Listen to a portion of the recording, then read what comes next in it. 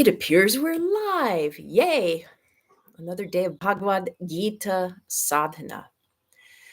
And continuing the theme of looking at challenges to achieving Samatvam, our ability to be our true selves, no matter what's going on around us. Escape the cat. No. Okay. You get to see my true self right now. All right. I had the door shut and the cat just opened the door and came out. So, dude.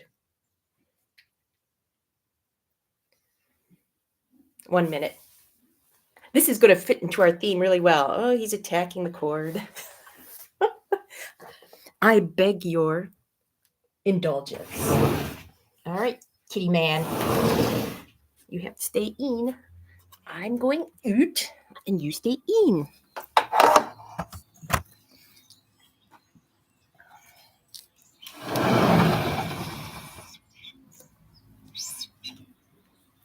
That must have been an interesting shot of my leg.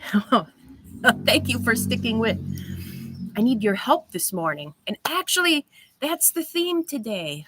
A lot of times, what gets in our way in life on the spiritual path is our unwillingness to ask for help or to even realize we need help. For example, in this particular culture that I was raised in, the United States of American culture, independence is valued. Take care of yourself, take care of your family, take care of your own, take care of your country. But who's taking care of you?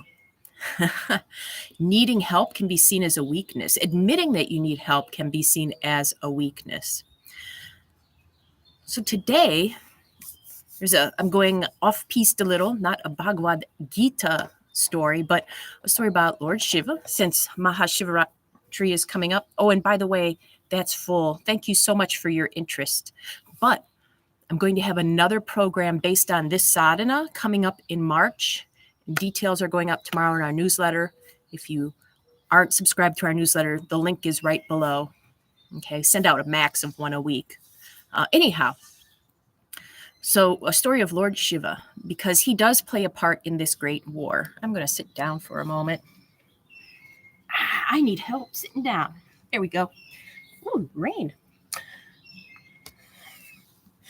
So Shiva does come to the aid of a desperate fighter in the Mahabharata war. And one of the forms of Shiva we'll look at today is Bhikshatana. And one of the reasons I picked that is this is the form of Lord Shiva, who is said to be one of the most powerful, if not the most powerful, beings in the entire universe. And he's pretty much naked, and he's carrying a begging bowl.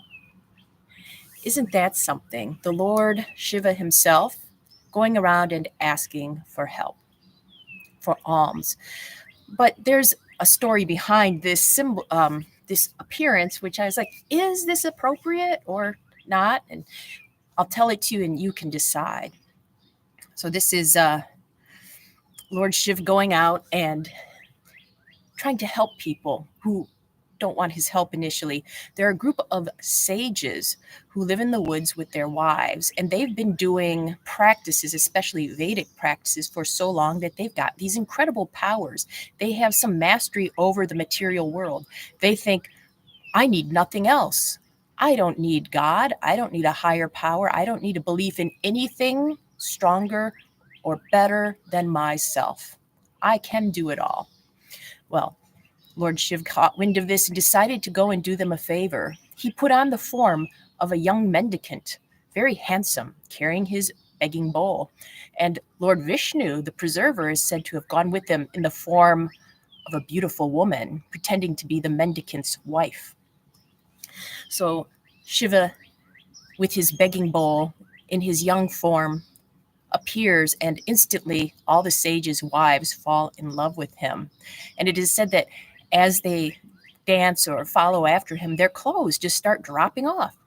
And then the sages become enamored of Vishnu in his feminine form. And soon there's a lot of dissension, and they realize, hey, it's this kid with the begging bowl causing all this trouble. Let's get him. So the sages with their powers conjure up a tiger, and the tiger leaps at Shiva in his beggar's form, and Shiva instantly takes the tiger, kills it, and wears its skin. Then the sages say, let's send a fireball at him. Poof! And Shiva catches the fireball and holds it in his hand, and that becomes one of his symbols. And then they say, a poisonous snake will do it. Let's send a poisonous snake at him. And they send one, and Shiva catches it and wraps it around his neck. Where is it? You can see it here, perhaps. So everything they do, Shiva just goes, thank you, another ornament. I appreciate that. I accept your offering. And finally, the sages realize, this can't just be an ordinary beggar boy with his wife. And they finally fall down and surrender and accept the help of Shiva, who is trying to show them the fault of their own ego. The sages had originally set out on a path to spiritual liberation, but with their material powers, they became distracted from it. And ultimately, they realized that, and they were grateful for the lesson. There are many versions of this story, by the way. So if you've heard a different one, it's still valid. I got one out of, this is one of my favorite little tiny books, Stories of Shiva. It's raining on the tech. So we better get to the practice. Today, I invite you to go back to that Adhar mudra, like this, receiving help. Sometimes, we talked about this yesterday. We ask for something and then we can't accept it. Many of us are going, help me, God, on a daily basis. And then the help arrives and we go, we don't like that form. Let's send the tiger at it. Let's send the fire at it. Let's send the snake at it. So Adhar. Fingertips can be together, but if that's too much, let them come apart, accepting. And the meditative practice today, if you don't have your own practice, I suggest mentally repeating the mantra, Ma, Ma, Ma. And we talked yesterday about how Sanskrit is actually the root of many modern languages. So what word is Ma in modern language? Right? In a lot of different languages, mother. Who do many of us call for when we need help? Mom, Mom, Mom, can I borrow money? Mom, I'm in trouble. Mom, I got a boo-boo. Right. So this is Ma, Ma. Just meditating on that syllable and maybe noticing if you can accept help, how that feels to you. Shall we? Let's do it.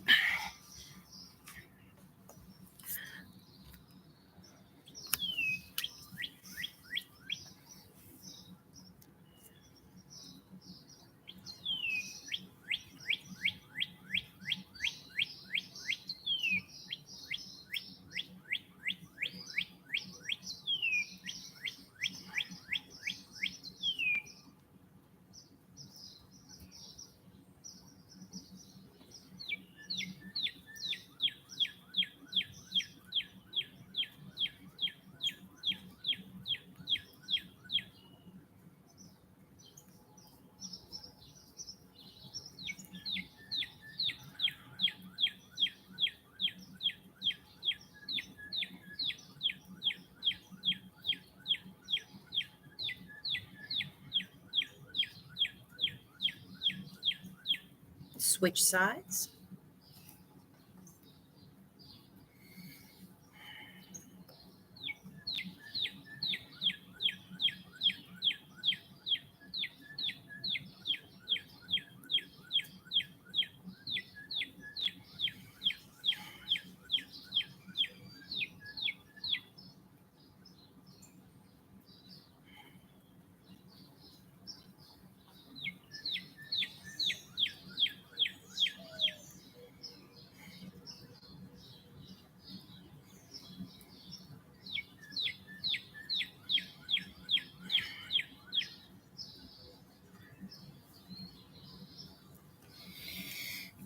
All righty.